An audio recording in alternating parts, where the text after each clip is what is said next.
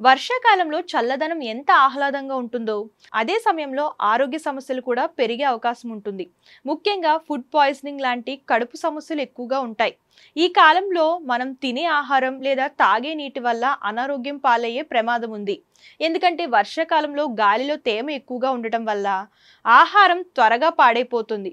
అంతేకాకుండా బయట దొరికే ఆహారంలో ఎక్కువ నూనె, కారం వాడడం వల్ల జీర్ణక్రియ సమస్యలు, కడుపు నొప్పులు వస్తాయి. కాబట్టి ఈ సీజన్లో ఆహార విషయంలో జాగ్రత్తగా ఉండడం చాలా ముఖ్యం. మీరు తిన్న ఆహారం వల్ల కడుపులో ఇబ్బంది మొదలైతే వాంతులు, విరోచనాలు, కడుపు నొప్పి, బలహీనత లాంటి లక్షణాలు కనిపిస్తాయి.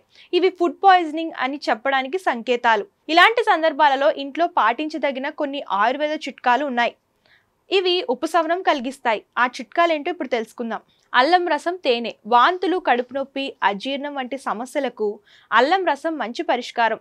1 టీ స్పూన్ అల్లం రసంలో కొద్దిగా తేనె కలిపి తాగితే జీర్ణక్రియ మెరుగుపడుతుంది. ఇది కడుపులో వాపును తగ్గిస్తుంది. జాస్మిన్ పూల కషాయం. కడుపు సమస్యలు వచ్చినప్పుడు జాస్మిన్ పూలు కూడా సహాయపడతాయి. 2 గ్లాసుల నీటిలో 1 టీ స్పూన్ జాస్మిన్ పూలు వేసి మరిగించి చల్లారాక తాగితే కడుపుకు చల్లదనం లభిస్తుంది. సోంపు గింజలు. సోంపు గింజలు జీర్ణ సమస్యలను పరిష్కరించడంలో చాలా బాగా పనిచేస్తాయి. వీటిని నేరుగా నమిలినా లేదా గోరువెచ్చని నీటిలో వేసి తాగినా మంచి ఫలితాలు ఉంటాయి. ఇది గ్యాస్, గుండెల్లో మంట, అజీర్ణం లాంటి సమస్యలను తగ్గిస్తుంది.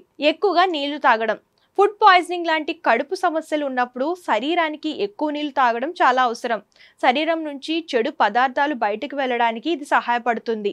ఉప్పు, చక్కెర కలిపిన నీళ్లు, నిమ్మరసం తాగడం మంచిది. అలాగే సులభంగా జీర్ణమయ్యే ఆహారాలైన పప్పు, కిచిడి, పెరుగన్నం తీసుకోవాలి.